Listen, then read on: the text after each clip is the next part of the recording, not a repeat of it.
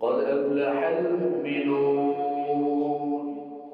قد أفلح المؤمنون দুনিয়ার মধ্যে যত মানুষ আল্লাহ তাআলা পাঠাইছেন, দুনিয়ার মধ্যে যত মানুষ আল্লাহ রাব্বুল আলামিন সৃষ্টি করেছেন, সব মানুষ সফল কাম না।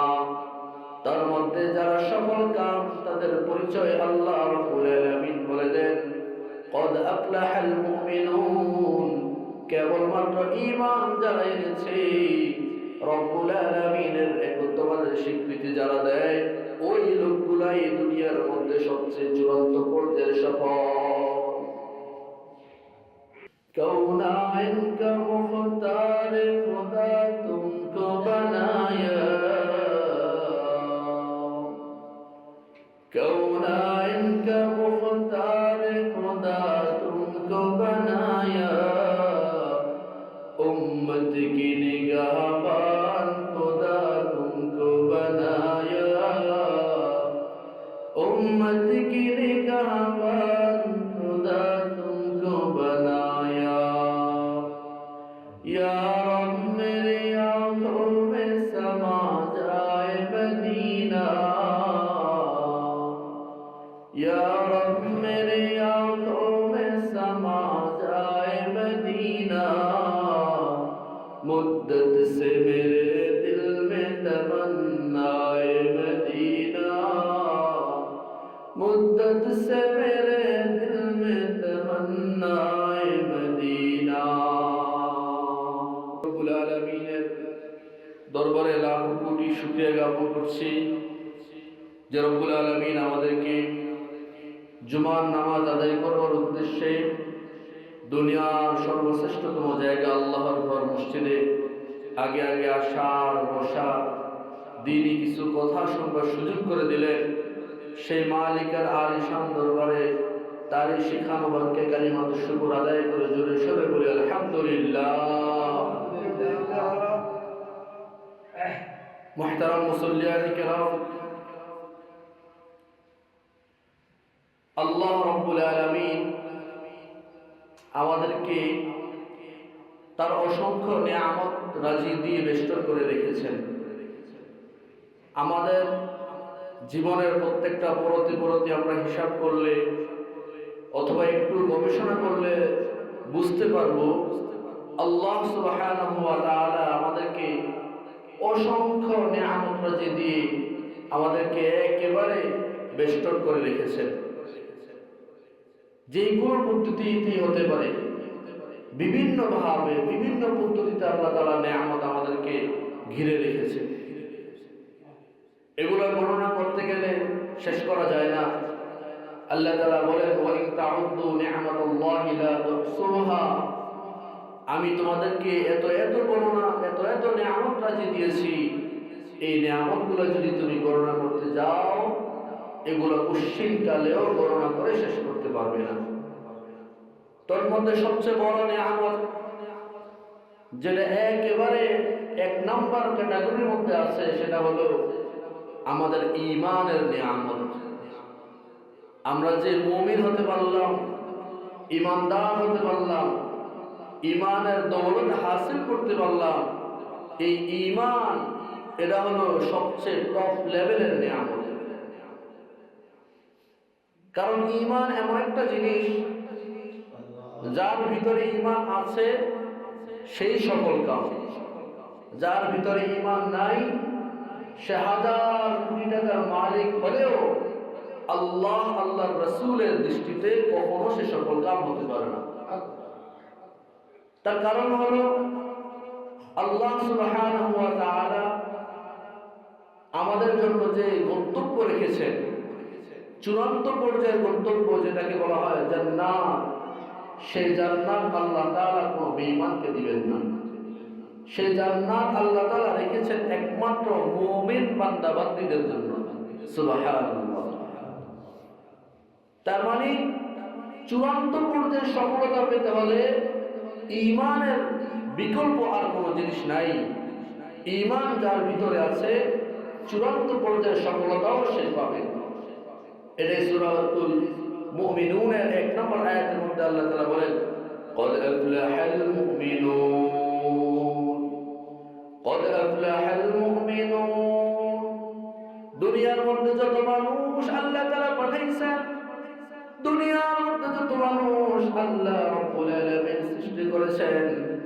সব মানুষ সফল কাম না, তার মধ্যে যারা সফল কাম তাদের পরিচয় আল্লাহ রাব্বুল আলামিন বলে দেন কদ আফলাহাল মুমিনুন, কেবলমাত্র ঈমান যারা এনেছে, রব্বুল আলামিনের একত্ববাদের স্বীকৃতি যারা দেয়, ওই লোকগুলাই দুনিয়ার মধ্যে সবচেয়ে চূড়ান্ত পর্যায়ের সফল।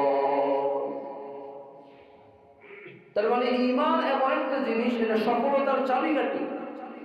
যার ভিতরে ঈমান থাকবে সেই ঈমানদার হলো চূড়ান্ত পর্যায়ের সফল।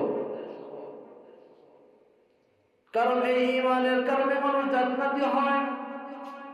আবার এই ঈমান থেকে যারা যত দূরে চলে যায়, যারা ঈমান হারা হয়ে বেঈমান হয়ে যায়, ওই লোকগুলা কোশ্চেনকালেও জান্নাতের মধ্যে যেতে পারে না। এই লোকগুলা কখনো জান্নাতের অধিকারী হতে পারে না। আল্লাহ রাসূল সাল্লাল্লাহু আলাইহি ওয়াসাল্লাম একটা হাদিসের মধ্যে ইরশাদ করেছেন, عن أبي هريرة رضي الله عنه قال فأذن أنه لا يدخل الجنة إلا مؤمن। বুখারী শরীফের এই হাদিসটা রওয়ায়াত করা হয়েছে।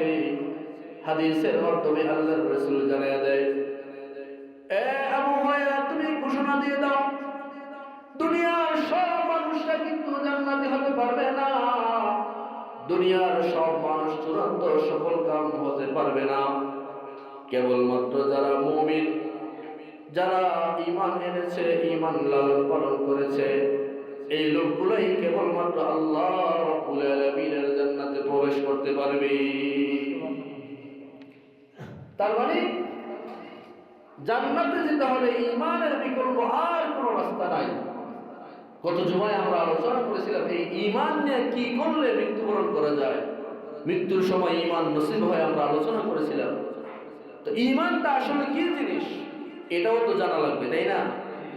যদি জানা না থাকে তাহলে তো আমরা সকালে ঈমানদার, বিকালে আবার সেই কাফের হয়ে যাব।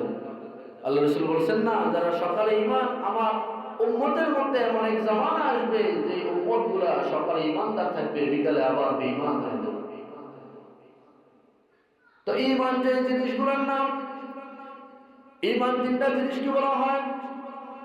মানুষ ঈমানের কালিমাগুলো মুখে উচ্চারণ করবে, এরপরে মানুষ দিলের মাধ্যমে ওই ঈমানের কালিমাগুলোকে স্বীকৃতি দিবে। শুধু তাই নয়, তার যে 3.5 হাত বডি আছে, এই বডির মাধ্যমে ঈমানের বহিঃপ্রকাশ ঘটাবে। ঈমানের বহিঃপ্রকাশ যে যতভাবে ঘটাইতে পারে, ওই লোকটা আল্লাহ রাব্বুল আলামিনের দরবারে তত বড় ঈমানদার হিসাবে স্বীকৃত হবে। যার ঈমানের বহিঃপ্রকাশ দুর্বল হয়, কম হয়, ওই লোকটা আল্লাহ রাব্বুল আলামিনের দরবারে অত বড় ঈমানদার হিসাবে স্বীকৃত হতে পারে না। এটা হয় দুর্বল ঈমানের অধিকারী। আর ঈমানটা আল্লাহ তাআলা আমাদেরকে দিয়েছেন, এটাকে হেফাজতের দায়িত্ব আমাদেরকে নিতে হবে। আমরা ঈমান যেহেতু বাপদাদার মাধ্যমে পেয়ে গেছি, ওয়ারিস সূত্রে পেয়ে গেছি, ঈমানের গুরুত্ব, ঈমানের তাৎপর্য আমাদের ভিতরে অনুধাবন হয় না। যার কারণে আমরা এটাকে হেলাই খেলাই তাচ্ছিল্যতার সাথে এটাকে ব্যবহার করি। কিন্তু না, এটাকে হেফাজত করা লাগে, সংরক্ষণ করা লাগে, এর দায়িত্ব নিজের কাছে নেওয়া লাগে। যেমনি ভাবে একজন ব্যবসায়ী 1000 কোটি টাকার মালিক হয়, অথবা কোন সম্পদের মালিক যদি হয়, ব্যবসায়ী যেরকম তার সম্পদটাকে হেফাজত করে, সংরক্ষণ করে, চোর ডাকাত থেকে এটাকে বাঁচিয়ে রাখে, ঠিক তদ্রূপ একজন মুমিন ঈমানদারের কাছে ঈমানের চেয়ে দামি আর কোনো জিনিস হতে পারে না। ঈমান তার কাছে সবচেয়ে বড় মূল্যবান বস্তু। ব্যবসায়ীর কাছে যেরকম ধন সম্পদ সবচেয়ে বড় মূল্যবান, ঠিক তদ্রূপ ঈমানদারের কাছে তার ঈমানটা তত বড় মূল্যবান, তার চেয়েও বেশি মূল্যবান। একজন ব্যবসায়ী যেরকম সম্পদগুলোকে হেফাজত করে, ঠিক তদ্রূপ ঈমানদারকেও তার ঈমানটাকে সব জায়গা থেকে হেফাজত করতে হবে। যদি হেফাজত করতে না পারে, তাহলে ওই যে মরদুদ শয়তান ওই শয়তান তার ঈমান হারা করে তাকে বেঈমান বানিয়ে দিবে। এই জন্য ঈমানকে হেফাজতের যত ধরনের কৌশল আছে সব কৌশল নিজের ভিতরে আয়ত্ত করতে হবে। ঈমানকে হেফাজত করা যায় কয়েক মাধ্যমে। একটা হলো ঈমান আমলের পর ঈমানের যে তাকাযাগুলো আছে, যে কাজগুলো করলে ঈমান মজবুত হয়, নেক আমল, নামাজ, রোজা, হজ, যাকাত, ইবাদত, বন্দেগী, ভালো কাজ, ভালো ব্যবহার, এই জিনিসগুলোকে বেশি বেশি করা লাগবে। যদি বেশি বেশি করা যায় তাহলে ঈমানটা হেফাজত থাকে। এরপরে 2 নম্বর পদ্ধতি হলো ঈমানকে নিজের নফসের শাহওয়াত থেকে হেফাজত করতে হবে। আমার মন চায় খারাপ কাজ করার জন্য, আমি যদি ওই সময়ে খারাপ কাজ না করি তাহলে ঈমানটা হেফাজত থাকবে। কারণ মানুষ যখন পদের কাম করে, গুনাহের কাজ করে, তখন তার ঈমানটা তার থেকে আলাদা হয়ে যায়। এই জন্য গুনার কাজের মধ্যে নিজেকে একেবারে গা ভাসায় দেওয়া যাবে না। গুনাহ থেকে নিজেকে পবিত্র করতে হবে, পরিত্রাণ দিতে হবে, নিজেকে হেফাজত করা লাগবে। যদি হেফাজত করা যায় তাহলে ঈমান মজবুত থাকবে, ঈমান সংরক্ষণ থাকবে। এরপর আরো একটা পদ্ধতি হলো শয়তান ওয়াসওয়াসা থেকে ঈমানকে হেফাজত করা লাগবে। কারণ শয়তান এমন একজন যাকে আল্লাহ রাব্বুল আলামিন মরদুদ ঘোষণা করে দিয়েছেন, আর সে মরদুদ হওয়ার কারণে ওই শয়তান আল্লাহ রাব্বুল আলামিনকে চ্যালেঞ্জ করে দেয়। সূরা আরাফের 16 নম্বর আয়াতের মধ্যে আল্লাহ তাআলা জানিয়ে দেয়, قال فبما أغويتني لأقعدن لهم صراطك المستقيم। শয়তান আল্লাহ রাব্বুল আলামিনকে চ্যালেঞ্জ করে দেয়, ওগো আল্লাহ, যে বনি আদমের কারণে আপনি আমাকে গুমরাহ করেছেন, যে বনি আদমের কারণে আমাকে আপনি পথভ্রষ্ট করেছেন, জেনে রাখেন আমি এই বনি আদমের যে সিরাতে মুস্তাকিম আছে, যে রাস্তা অনুসরণ করলে তারা জান্নাতে যেতে পারে, ওই সরল পথ, এই পথের মধ্যে আমি কোন পেতে বসে থাকবো। তার ঈমানের দৌলতের কারণে, ঈমানটার মাধ্যমে সে যখন জান্নাতের দিকে যেতে থাকবে, আমি শয়তান কিন্তু তাকে জান্নাতে যেতে দেব না। আমি যেরকম ভাবে মরদুদ হয়েছি, আমি যেরকম জাহান্নামী হয়েছি, আমিও আপনার প্রত্যেকটা বান্দা বান্দীকে ওই জান্নাতের পথ থেকে বিতাড়িত করে জাহান্নামী করে ছাড়বো। তার মানে শয়তান হলো একজন মুমিনের জন্য সবচেয়ে বড় শত্রু, যার উপর আর কোনো শত্রু হতে পারে না। কারণ একটা মানুষ যখন বেঈমান হয়ে যায় তার আর কিছুই থাকে না। কোন মানুষ যখন ঈমান হারা হয়ে যায় তার একেবারে সব কেমন যেন নিঃস্ব হয়ে গেল, কিছুই রইল না। দুনিয়ার মধ্যে আপনি কোটিপতি, কিন্তু আপনি বেঈমান, এই কোটিপতির কোনো দাম নাই। দুনিয়ার মধ্যে আপনি অনেক প্রভাবশালী, অনেক ক্ষমতাবান, যদি আপনি বেঈমান হন, ঈমান হারা অবস্থায় মৃত্যুবরণ করেন, এই প্রভাব প্রতিপত্তি আপনার কোনো উপকারে আসতে পারবে না। আর যদি এর বিপরীতে দুনিয়ার মধ্যে আপনি সামান্য অল্প জীবিকার মালিক, আপনি তেমন প্রভাব প্রতিপত্তির মালিক না, আপনি তেমন গাড়ি বাড়ি করতে পারলেন না, সামান্য জীবিকা দিয়ে এক বেলা খান, আরেক বেলা উপোস থাকেন, এরকম ভাবে আপনার দিন যায়। কিন্তু আপনার কাছে ঈমানের দৌলত থাকার কারণে আল্লাহ রাসূল বলেন, এই লোকটার চেয়ে বুদ্ধিমান, এই লোকটার চেয়ে সফল দুনিয়ার মধ্যে আর কেউ হতে পারে না। তার মানে দুনিয়ার মধ্যে কোনো জিনিস যদি আমার নাও থাকে, কিন্তু ঈমান থাকার কারণে আমি কাল কিয়ামতের ময়দানে জান্নাতি হয়ে যেতে পারবো। আর আমার দুনিয়ার সব কিছু হইল প্রভাব প্রতিপত্তি, সব কিছু আছে, আমি যে রাস্তায় যাই আমার পিছনে হাজার মানুষের সমাগম হয়ে যায়, কিন্তু আমার ঈমান আমার থেকে দূরে চলে যাওয়ার কারণে কিয়ামতের ময়দানে আমি ধরা খেয়ে যাব।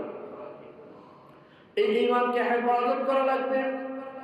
কারণ কেউ যদি ঈমানকে হেফাজত করতে না পারে, আল্লাহ রাব্বুল আলামিন জানিয়ে দেন, ওয়া মান ইয়াকফুর বিল ঈমানি ফাকাদ হাবিতা আমালুহু ওয়া হুয়া ফিল আখিরাতি মিনাল খাসিরিন। কোন মানুষ যদি ঈমানকে হেফাজত করতে না পারে, কোন মানুষ যদি তার ঈমানকে বরবাদ করে ফেলে, এই লোকটা জীবনের মধ্যে যদি কোনো ভালো কাজ করেও থাকে, ওই ভালো কাজটা একেবারে নষ্ট হয়ে যাবে, পণ্ড হয়ে যাবে। এই ভালো কাজ তাকে জান্নাতে নিয়ে যেতে পারবে না।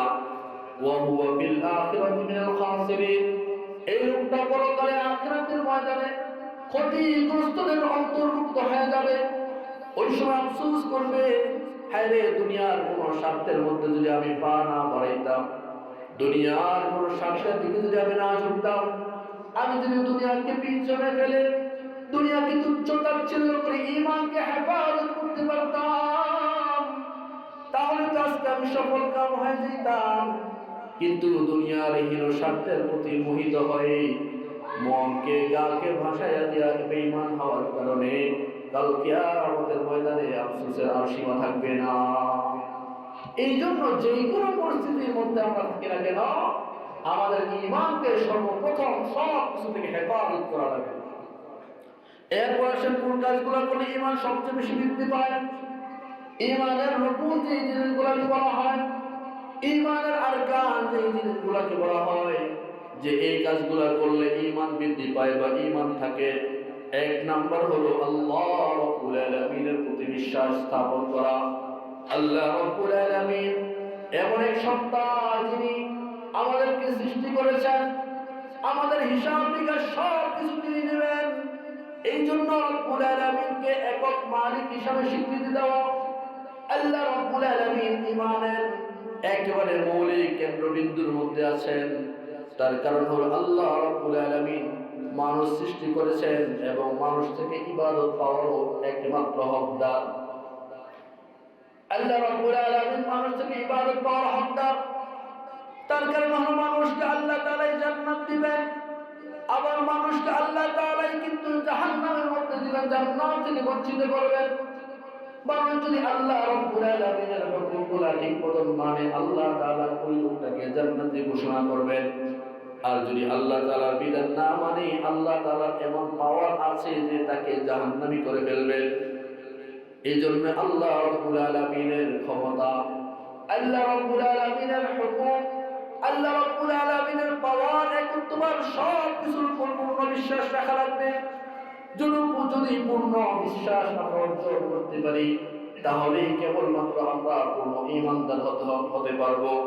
এই জন্য সর্বপ্রথম যেটা লাগবে, আল্লাহ রাব্বুল আলামিনের প্রতি ঈমান আনা। কারণ আল্লাহ তাআলা বলেছেন, ইয়া আইয়ুহান নাসু উবুদু রাব্বাকুমুল্লাযী খালাকাকুম, ও দুনিয়ার মানুষ, তোমরা যদি আমি আল্লাহর জান্নাতের মধ্যে প্রবেশ করতে চাও, জান্নাতের একচ্ছত্র অধিপতি যদি তোমরা হতে চাও, উবুদু রাব্বাকুম, তোমাদের এমন প্রভুর ইবাদত করো, আল্লাযী খালাকাকুম, যিনি তোমাদেরকে সৃষ্টি করেছেন, ওয়াল্লাযীনা মিন ক্বাবলিকুম, এবং তোমাদের পূর্ববর্তী যত মানুষ, যত দুনিয়ার মধ্যে যা কিছু সে সব কিছু তিনি সৃষ্টি করেছেন।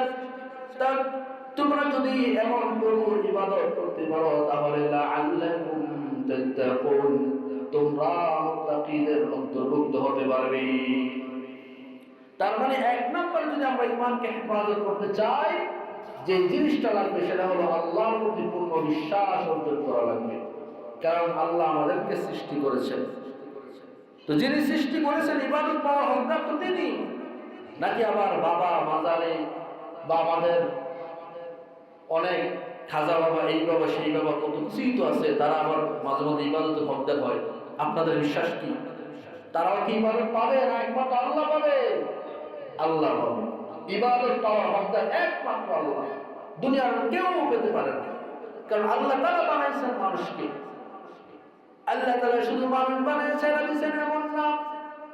মানুষের ঈমান যদি কেউ হেফাজত করতে চায়, মানুষের ঈমান যদি সে হেফাজত করতে চায়, আল্লাহ তাআলা ঈমান হেফাজতের ওই পথে আল্লাহ তাআলা সাহায্য নসরত দান করেন।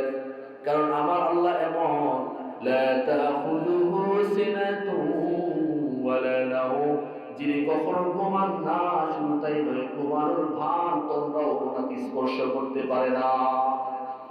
আল্লাহ তাআলা সব সময় জাগ্রত থাকেন, থাইকা থাইকা মানুষ তার পথে যারা অগ্রগামী হতে চায়, ঈমানকে হেফাজত করতে চায়, ওই লোকদের ঈমান হেফাজতের পথে সাহায্য দান করে।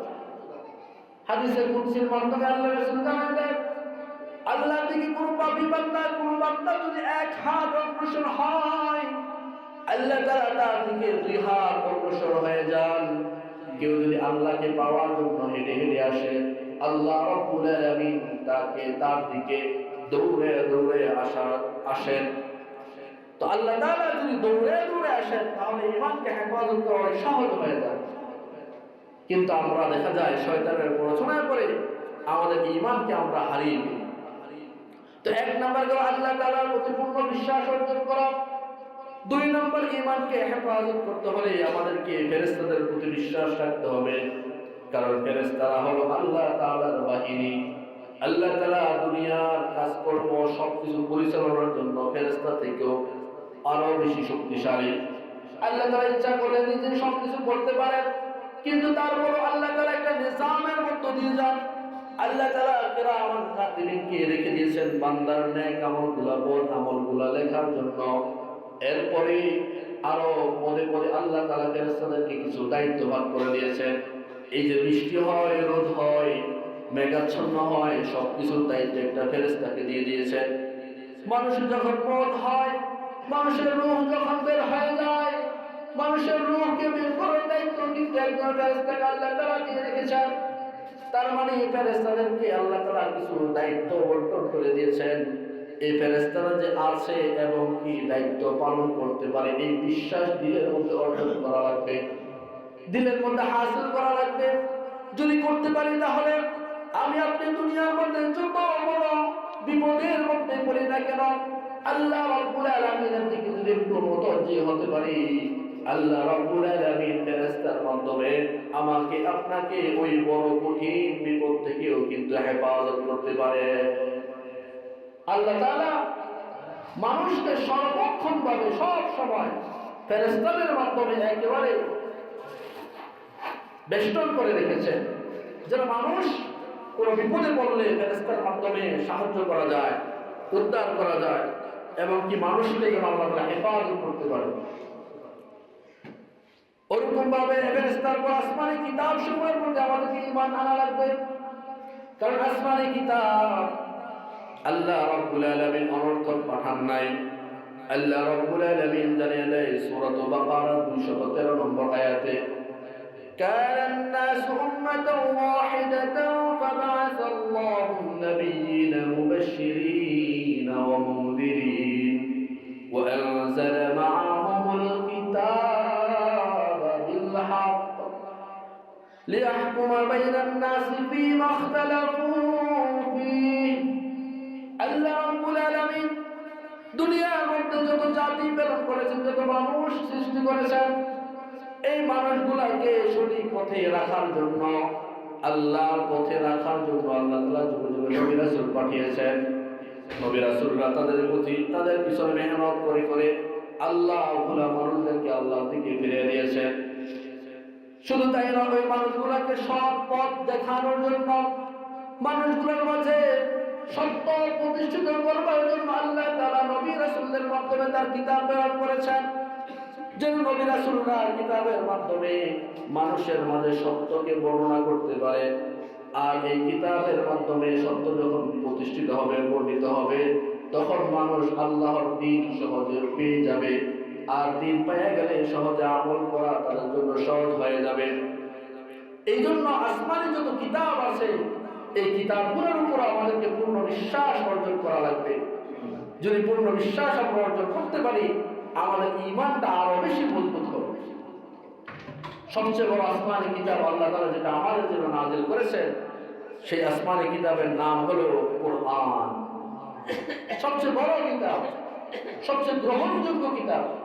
আল্লাহ তাআলার সবগুলো কিতাবই গ্রহণযোগ্য, কিন্তু এই কোরআন যদি বিদ্যমান থাকে, সব কিতাব গ্রহীত করে দিয়েছে। এই কোরআন আসলে আর কোরআনের উপর আমল করা যাবে না, কোরআনের উপরেই আমল করা লাগবে। এই জন্য সবচেয়ে বেশি গ্রহণযোগ্য কিতাব হল কোরআন। এই কোরআনে কারীম যখন নাযিল হয়, কাফের মুশরিকরা প্রপাগান্ডা ছড়াইতে শুরু করলো। কাফের মুশরিকরা বিভিন্ন জায়গায় বিভিন্ন সমালোচনা করতে শুরু করলো। মুহাম্মদ তো বানায় বানায় কথা বলে, মুহাম্মদ তো নিজের মন মতন কথা বলে, এই কোরআনের মতন নাম দিয়ে কি যেন বলে। তখন আল্লাহ তাআলা ওই কাফের মুশরিকদেরকে চ্যালেঞ্জ শুরু দিয়েছিলেন, ও মক্কার কাফেররা, তোমরা যদি বলো মুহাম্মদ কোরআনকে বারে বারে বলে, তাহলে তোমাদেরকে আমি চ্যালেঞ্জ দিয়ে দিলাম, তোমরা এরকম একটা কোরআন পারলে আমাকে বানায়া দেখাও। মক্কার বড় বড় সাহিত্যিক, বড় বড় গবেষক, বড় বড় দার্শনিক, তারা কোরআন শরীফ বানাইতে পারে নাই, অস্বীকার করেছে। এরপর আর একটু সহজ করে আল্লাহ তাআলা বলেন, যদি পুরা কোরআন না পারো, কমসে কম কয়েকটা সূরা হইলেও বানাই আমাকে দেখাও। তাও পারে নাই। এরপর আরো সহজ করে বলেন, আল্লাহ তাআলা বললেন, যদি তাও না পারো কয়েকটা আয়াত হইলেও বানায়া দেখাও। কেউ পারে না, কেউ পারে না। আল্লাহ রাব্বুল আলামিনের চ্যালেঞ্জকে গ্রহণ করার শক্তি সামর্থ্য তার ভিতরে নাই, কেউ পারে না। তখন কাফেররা একটা পর্যায়ে বাধ্য হয়ে বলতে লাগলো, লাইসা হাদা মিন কালামিল বাশার, কোরআনকে আল্লাহ তাআলা নাযিল করেছেন, এটা স্বীকৃত, এটা কোনো মানুষের কালাম হতে পারে না, কোনো মানুষের রচিত হতে পারে না, এটা একমাত্র আল্লাহ রাব্বুল আলামিনের কালাম। তো এই আসমানি কিতাবগুলোর উপর আমাদেরকে পূর্ণ বিশ্বাস স্থাপন করা লাগবে। আসমানি কিতাবের যে বিধানগুলো, প্রত্যেকটা বিধানকে শ্রদ্ধার সাথে গ্রহণ করতে হবে। যদি এমন হয়, আমি নামাজের বিধানকে মানলাম তাই নামাজ পড়ি, আমি রোজার বিধানকে মানলাম তাই রোজা রাখি, হজের বিধানকে মানলাম তাই আমি হজ করতে যাই, কিন্তু সুদ থেকে বাঁচার কথাও যে আল্লাহ তাআলা কোরআনে বলেছেন সেগুলো আমি মানলাম না, যার কারণে আমি সুদ খাই, তাহলে কিন্তু ঈমান পরিপূর্ণ হবে না।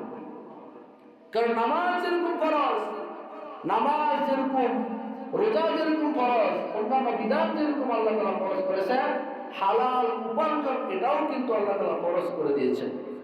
আপনি যে সুদ খাইবেন, সুদের মাধ্যমে আপনি কোটিপতি লাখপতি হয়ে যাবেন, সম্পূর্ণ হারাম, এগুলো থেকে বেঁচে থাকতে হবে। তার মানে আল্লাহ তাআলার বিধান, কোরআনে কারীম হোক বা যে কোনো কিতাবের মাধ্যমে, এখন তো কোরআনে কারীমে আছে, এর প্রত্যেকটা বিধানের উপর পূর্ণ সমর্থন এবং পূর্ণ ঈমান রাখতে হবে। তাহলেই কেবলমাত্র আমরা নাজাত পেতে পারবো, ঈমানকে পরিপূর্ণ করতে হবে। এরপর রাসূলদের প্রতি ঈমান আনতে হবে। আল্লাহ রাসূল এবং যত রাসূল আল্লাহ তাআলা দুনিয়ার মধ্যে প্রেরণ করেছেন সকলের প্রতি ঈমান আনা লাগবে। যদি ঈমান আনতে পারি তাহলে আল্লাহ তাআলা আমাদের আপনাদের ঈমানকে পরিপূর্ণ করে দিবেন। এবং তার সাথে সাথে আমাদের নবী মুহাম্মদুর রাসূলুল্লাহ সাল্লাল্লাহু আলাইহি ওয়াসাল্লাম, যিনি সর্বশেষ নবী, আখিরি নবী, শেষ নবী, এর বিশ্বাস দিলের মধ্যে তৈরি করা লাগবে।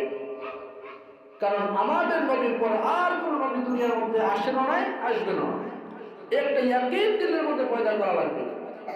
কারণ আল্লাহ তাআলা সূরা আহজাবের মধ্যে বলেন, মা কানা মুহাম্মাদুন আবা আহাদিন মির রিজালিকুম ওয়ালাকিন রাসূলুল্লাহি ওয়া খাতামান নাবিয়্যিন, আমি আল্লাহ রাব্বুল আলামিন মুহাম্মদ সাল্লাল্লাহু আলাইহি ওয়াসাল্লামকে প্রেরণ করেছি, দুনিয়ার মধ্যে পাঠিয়েছি সর্বশেষ নবী হিসাবে। ওনার পর আর কোন নবী আসবে না, উনি সর্বশেষ নবী এবং ওনার মাধ্যমে আমি নবীর সিলসিলাটাকে খতম করে দিয়েছি। আল্লাহ রাসূল নিজে বলেছেন, আনা খাতামুন নাবিয়্যিন লা নাবিয়্যা বাদি, আমি শেষ নবী, আমার পর আর কোন নবী আসবে না। এই ইয়াকিন দিলের মধ্যে পয়দা করতে হবে যে আল্লাহ রাসূলের শেষ নবী, এরপর আর কোন নবী আসবে না। তো যারা কাদিয়ানী হোক বা যে কোনো গুপ্তের হোক নিজেদেরকে নবী দাবি করবে, এই লোকদেরকে একেবারে কোন দলিল প্রমাণ ছাড়াই বিশ্বাস করতে হবে যে সে চূড়ান্ত পর্যায়ের কাফের। কারণ কাদিয়ানী যারা নিজেদেরকে নবী দাবি করে, যারা, তারা দুনিয়ার মধ্যে ঈমানদার তো হতেই পারে না, তারা হলো চূড়ান্ত পর্যায়ের কাফের, কোনো সন্দেহ নেই। এমন একটা পজিশনের মধ্যে যারা নবী দাবি করে, তাদের কাছে দলিল প্রমাণও কিন্তু চাওয়া যায় না। এখন যদি আপনি বলেন যে কাদিয়ানী সে দাবি করলো নবী, আপনি যদি গিয়ে বলেন তাহলে আপনি যে নবী দলিল দেন, এক্ষেত্রে ওলামায়ে কেরাম বলেন কেউ যদি দলিল চায় সেও কিন্তু কাফের হয়ে যাবে। তার কারণ দলিল কখন চাওয়া হয়? যখন আপনি দলিল আমাকে দিতে পারবেন, হ্যাঁ আমি আপনারটা গ্রহণ করে নেব, এমন একটা বিষয় আসে। যে আপনি আমাকে দলিল দেন, যদি দলিল দিয়ে যুক্তিতে আপনি রাইট হন আমি আপনাকে মেনে নেব। কিন্তু আল্লাহ তাআলা বলেন যে আমি রাসূলকে খাতামুন নবিয়্যিন হিসাবে বানাইছি। এরপরে কেউ যদি নবী দাবি করে থাকে ওই লোকটাকে কোশ্চেনকালে নবী তো মানা যাবে না, বরং দলিল প্রমাণও কিন্তু চাওয়া যাবে না। কারণ সে কখনো যত যুক্তি দেখ না কেন, যত বড় দলিল দেখ না কেন, সে নবী হওয়ার সম্ভাবনা নাই। এই জন্য আল্লাহ রাসূলকে শেষ নবী মানতে হবে। এরপর আখিরাতের প্রতি পূর্ণ বিশ্বাস স্থাপন করা লাগবে। আখিরাত দিবস, সেখানে আমরা উত্থিত হব, আমরা পুনরুত্থিত হব। আখিরাতের দিবসের মধ্যে আমরা উত্থিত হব। আখিরাতের দিবসে আমরা দুনিয়ার মধ্যে ভালো করি খারাপ করি সব কিছু আমাদের হিসাব দেওয়া হবে। এই যে দুনিয়ার মধ্যে গায়ের মধ্যে শক্তি আছে, পাওয়ার আছে, কিছু একটা ঘটায় ফেললেন, দুর্বল মানুষটা শক্তি নাই, পাওয়ার নাই, প্রতিবাদ করতে পারে না। আল্লাহ রাসূল আল্লাহ তাআলা কিন্তু কিয়ামতের ময়দান রেখে দিয়েছেন।